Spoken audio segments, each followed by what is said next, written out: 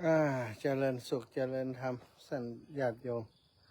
สาธุชนคนดีทุกคนทุกท่านที่ติดตามไลฟ์สดธรรมยาตราเพื่อการศึกษาธุดงควัตรที่อาตมาได้ปฏิบัติมาตั้งแต่วันที่19ที่ผ่านมาเนาะวันนี้มาถึงยังสุสานปาจ้าบ้านกอดแก้วหมู่ที่4ตำบลนาปังอำเภอภูเพียงจังหวัดน่านเป็นสุสานปาจ้าที่เงียบสงบอีกแห่งหนึ่งตั้งเพศเปิ่นมีอาชีพทำปลูกยางพารากันนักเศรษฐกิจในหมู่บ้านในตำบลเป็นไปด้วยดีเนาะมีอาชีพห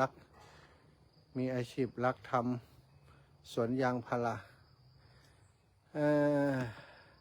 ศาลาบำเพ็ญบุญเปิ้นสะอาดแล้วก็อยู่กับธรรมชาติอยู่ใต้ต้นไม้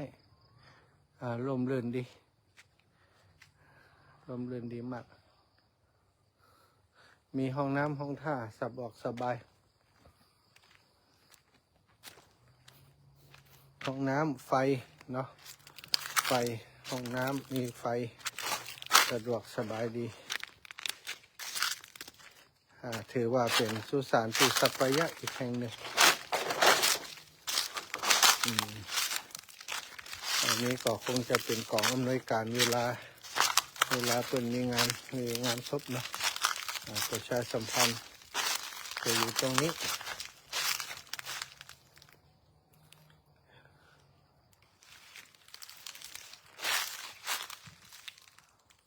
ต้นไม้งามต้นไม้พลัดไปแล้วก็มีกำลังพลัดไปก็มีเรื่อยศาลามีอยู่3 หลังตะกี้หลังหนึ่งนี่หลังนี้หลังนี้มีพัดลมมีอย่างเรียบร้อยศาลาประชาร่วมใจเมนตัวเก่าเมนตัวใหม่อันนี้เมนตัวเก่าเมนแบบเก่า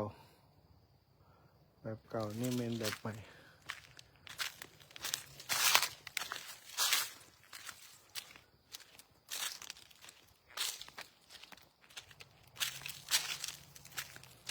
ต้นไม้การลมลื่นดีพื้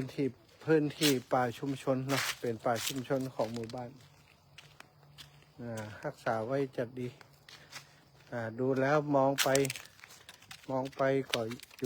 ยู่ไกลอยู่ที่เป็นโซนของป่าตะกี้ได้ยินเสียงนกห้องกับนกกาเหว่าก็มีกระรอกกระแตมีเป็นป่าชุมชนเนาะรักษาไว้ให้ลูกหลาน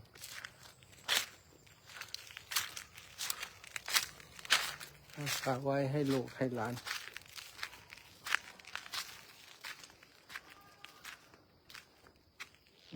อันนี้ยังได้เก็บเลยแสดงว่ากำลังใหม่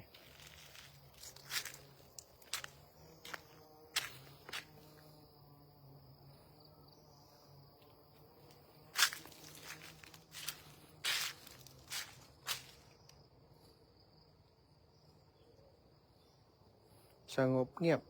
สบายสัปยะ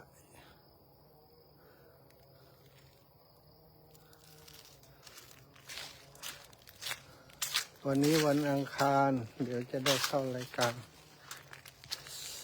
ตั้งแต่หัวค่ำ1 ทุ่มจนถึง4 ทุ่มวันนี้จะได้สนทนาอุจาสารธรรมหลายอย่างนี่คือที่หลับที่นอนสำหรับค่ำคืนนี้ทั้งเพศรู้สึกว่าเป็นจะยกสูงอันนี้ก็ทำความสะอาดเรียบร้อยหมดละตอนมาก็คือใบไม้เต็มนี่มาก็ต้องเพียวพัดปัดกวาดให้เรียบร้อย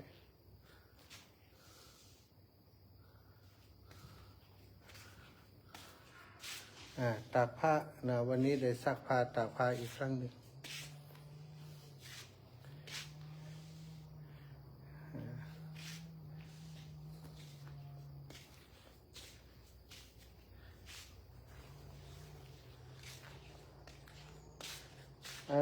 มาดูที่หลับที่นอนเรียบร้อยแล้ว ไม่ต้องเป็นห่วงนะญาติโยมทั้งหลายอาตมาสบายดีปลอดภัยดี มีญาติโยมมาเยี่ยมเนาะมีพ่อครูตะกี้ก็มีพ่อครูกับโยมแม่นะมาแอวหานี่พ่อครูดำรงโยมแม่วิไลพร้อมกับลูกสาว เดินทางมาจากในตัวเมือง น่านแต่เจ้าเปิ่นพระอาตมาติพระธาตุแจ้แห้งกำละปากกาเขาไปตักแล้วคิดว่าเดี๋ยวถ้าอาจารย์เดินไปเปิ่นหูว่าอาตมาจะไปไหน ถ้าอาจารย์เดินไปเดี๋ยวจะตยไปฮับเวนะตยมาโอ้จนมาถึงเพ่ก็บัปปะ ท่านอาจารย์จะได้มาเร็วมาจนถึงงานป่าจ้าเพ่ก็เลยบอกให้เพื่อนว่าออกจากพระธาตุแจแหงมาสัก2-3 กิโลมา